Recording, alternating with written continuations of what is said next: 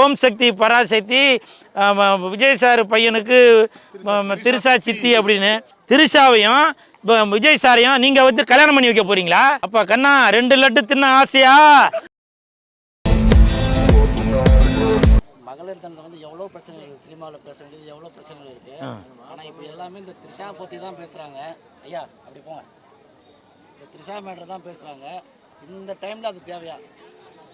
எனக்கு இந்த ஒரு டவுட் இருந்துச்சு. நான் தெரியாமல் தாங்க கேட்குறேன்.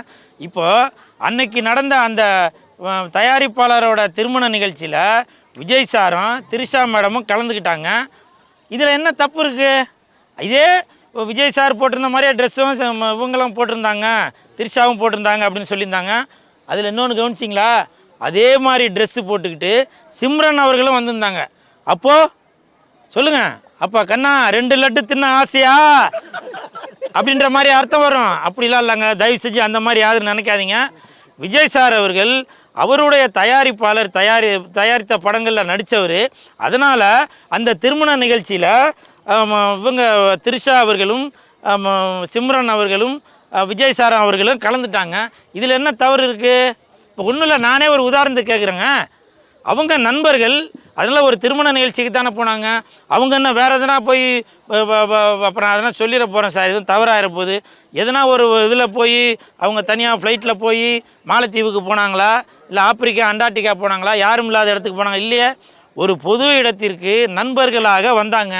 சில பேர் கூட சொன்னாங்க, த்ரிஷா மேடமுக்கு வந்து பெட்ரோல் செலவு மிச்சப்படுத்துறதுக்காக விஜய் சாரோட காரில் வந்திருப்பாங்க அப்படின்னு. அது கூட ஒரு வேளை உண்மையாக இருக்கலாம். பெட்ரோல் செலவு மிச்சப்படுத்துறதுக்காக அப்படி கூட வரலாம்ல. இப்போ நான் இந்த சுதாகரோட நிகழ்ச்சிக்கு இங்கே வந்திருக்கும்போது கூட என் கூட வந்த நண்பர்கள் சொன்னாங்கன்னா, நான் அவ்வளோ தூரம் வரதுக்கு நான் உங்கள் கூட காரில் வந்துடுறேன்னா பெட்ரோல் செலவு மிச்சமாகணும் அப்படின்னு சொன்னாங்க. அந்த ஒரு விதத்தில் கூட வந்திருக்கலாம் இல்லையா? எதை வைத்து நீங்கள் வந்து விஜய் சாரும் இவங்க த்ரிஷா அவர்களும் ஏதோ கனெக்ஷன் இருக்குது அப்படின்னு எதுக்கு ஒரு தவறான பொருளையை கிளப்பி விடுறீங்க? அதெல்லாம் அப்படிலாம் எதுவுமே இல்லை.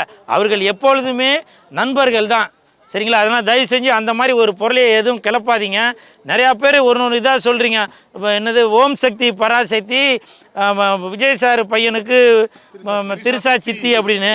அதெல்லாம் ரொம்ப தவறுங்க. அது புரியுதுங்களா? இந்த மகளிர் தினத்தில் எல்லோரும் வந்து மகளிரை போட்டுறணும், சரிங்களா? நம்மளுக்கும் சம்சாரம் இருப்பாங்க, அம்மா இருக்காங்க, தங்கச்சி இருக்காங்க, அக்கா இருக்கிறாங்க.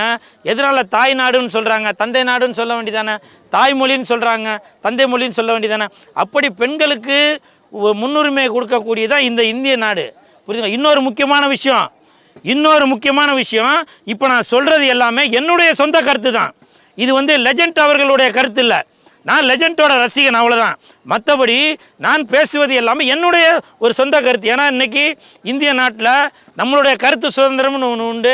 அதனால் நான் வந்து சொல்கிறேனே தவிர என்னுடைய தலைவன் லெஜண்ட் அவர்களுக்கும் இதுக்கு எந்த சம்மந்தம் இல்லை. ஏன்னா நிறையா பேர் அவங்க மனசில் கூட கமெண்ட்லலாம் கூட பார்த்தேன், நீ வந்து லெஜண்டோட டிஷர்ட் போட்டிருக்கீங்க அப்படின்னு.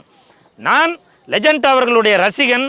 அதனால் நான் எனக்கு லெஜண்டை பிடிக்கணும்னா அவரோட டிஷர்ட் போட்டிருக்கேன், அவ்வளோதானே தவிர மற்றபடி நான் பேசும் கருத்துக்கும் லெஜண்ட் அவர்களுக்கும் எந்த சம்பந்தமும் இல்லை.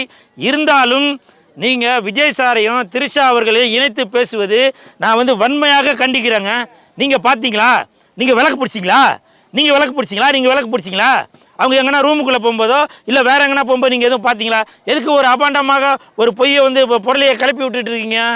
எனக்கு தெரியும் இது யார் பண்ணுற வேலைன்றது எனக்கு தெரியும். விரைவில் நான் அதற்கான அறிவிப்பு கொடுக்குறேன், யார் பண்ணுற வேலை அப்படின்றது எனக்கு தெரியும். இப்போவும் சொல்கிறேன், எப்பவும் சொல்கிறேன், தயவு செய்து நீங்கள் பொருளையை கிளப்பாதீங்க. விஜய் சார் ஜெயிக்கலை, அது 2வது பட்சம். ஆனால் தயவு செய்து பொருளையை கிளப்பாதீங்க. ஏன்னா விஜய் சாருக்கு குடும்பம் இருக்குது, அவங்க தங்கச்சி இவங்க சங்கீதா மேடம் இருக்காங்க, அவரோட மகன் டைரக்டராக இருக்கார். அப்படி இருக்கும்போது நீங்களும் ஒரு பெண்ணை பெற்றவங்களாக இருப்பீங்க, அம்மா இருப்பாங்க, அக்கா தங்கச்சிங்க இருப்பாங்க. தயவு செஞ்சு த்ரிஷா மேடமையும் விஜய் சாரையும் இணைத்து பேசாதீங்க, அது மிகப்பெரிய தவறு. ஆனால் அது ஒரு பக்கம் இருந்தாலும் இப்போ விஜயோட மனைவி சங்கீதா அவர்கள் வந்து கோர்ட்டில் வந்து கேஸ் போட்டிருக்காங்க விவாகரத்து கேட்டு. ஆனால் அவங்களுக்கு வீட்டுக்குள்ளே கூட அனுமதிக்க மாட்டேன்ற மாதிரி சொல்கிறாங்க. ஆனால் விஜய் வந்து நேற்று ஒரு மாநாட்டில் சொல்லியிருக்காரு, அந்த அளவுக்கு அது ஒர்த்து இல்லை, அந்த மேட்டரை தூக்கி போடுங்கன்னு இருக்காரு. அதுக்கு நிறைய பேர் அவர் கண்டனம் தெரிவிச்சிருக்காங்க, பெரிய ஆளுங்க. இதை பற்றி நீங்கள் என்ன நினைக்கிறீங்க? இல்லை, அதாவது ஒருத்தங்களுக்கு ஒரு கருத்து இருக்குங்க. ஏன்னா நான் இப்பவும் சொல்கிறேன்னு, யாருக்குமே கருத்து சொல்கிறதுக்கு விஜய் சார் த்ரிஷா மேடமை பற்றி கருத்து சொல்கிறதுக்கு யாருக்குமே தகுதி இல்லை. ஏன்னா ஒருத்தரோட வண்டவாளமும் அவங்கவுங்க பேசுனாக்க தண்டவாளத்தில் ஏறிடும். அதனால் தயவு செய்து இவங்களுடைய குடும்ப விஷயம் அது ஒரு சென்சிட்டிவான விஷயங்க. நாளைக்கு இந்த 2 குடும்பமும் விஜய் சாரும் விஜய் சாரும் சங்கீதாவும் பிரிஞ்சுட்டாங்கன்னா நீங்கள் போய் சேர்த்து வைப்பீங்களா? நீங்கள் ஏதோ இன்றைக்கி ஒரு செல்ஃபோன் இருக்குன்றதுனால நீங்கள் பாட்டுக்க வாய்க்கு வந்ததெல்லாம் பேசிட்டு போகிறீங்களா? ஒருவேளை பிரிஞ்சுட்டாங்கன்னே வச்சுக்கோங்க, திரிஷாவையும் விஜய் சாரையும் நீங்கள் வந்து கல்யாணம் பண்ணி வைக்க போகிறீங்களா? நீ உன் காசு போட்டு கல்யாணம் பண்ணி வைப்பியா? நீ மாலை போட்டு மலர் தூவ போறியா? இப்படி அபாண்டமாக பெண்கள் மீது ஒரு அவதூறு பரப்பாதீங்க தயவு செஞ்சு. இன்றைக்கி விஜய் சாருக்கும் சங்கீதா மேடம் அவர்களுக்கும் கோர்ட்டில் அந்த விஷயம் போயிருக்குது. அதனால் கோர்ட்டு தீர்ப்பு சொல்லும், நீதிபதி அவர்கள் தீர்ப்பு சொல்லுவாங்க. தீர்ப்பு சொல்கிறதுக்கு நீ யாருங்க? மாமனா, மச்சானா, நாத்து நட்டாயா, கலைபறித்தாயா, இல்லை திரிஷா மேடமுக்கு மஞ்சள் அரைத்து குடித்தாயா? மானம் கட்டவனு. நீங்கள் சும்மா வாயில் வந்ததெல்லாம் ஏதோ ஒன்று பேசிட்டு போவீங்கன்னு நினச்சிங்களா? கேட்கறதுக்கு ஆள் இல்லைன்னு நினச்சிங்களா? இந்த கூல் சுரேஷ் இருக்கான், நான் விஜய் சாரோட ரசிகன். அதனால தான் இப்போ நான் சொல்கிறேன், தயவு செய்து சொல்கிறேன். என்னங்க? ஆமாங்க, நான் தாய் மாமனா கூட வச்சுக்கலாம், அண்ணனா வச்சுக்கங்க, விஜய் சாருக்கு மச்சானா கூட வச்சுக்கங்க. அப்படி நீங்கள் எல்லோரும் கமெண்ட்டில் கழுவி ஊற்றுவீங்க. இது தேவை எனக்கு? அதனால் தயவு செஞ்சு சொல்கிறேன், விஜய் சாருக்கும் சங்கீதா மேடம் அவர்களுக்கும் கோர்ட்டில் இந்த பிரச்சனை இருக்குது. அதனால் அடுத்தவர்கள் கருத்து சொல்வதற்கு யாருக்குமே தகுதி இல்லைங்க. சரிங்களா? தயவு செஞ்சு அவங்கள வாழ விடுங்கன்னா உடனே விஜய் சாரையும் திரிஷா மேடம் சேர்த்து அதை வாழ விடுங்கன்னு சொல்லிடாதீங்கப்பா. நான் சொன்னது சங்கீதா மேடமும் இவங்களையும் தான் சொன்னது. புரியுதுங்களா? தயவு செஞ்சு அதை புரிஞ்சுக்குங்க.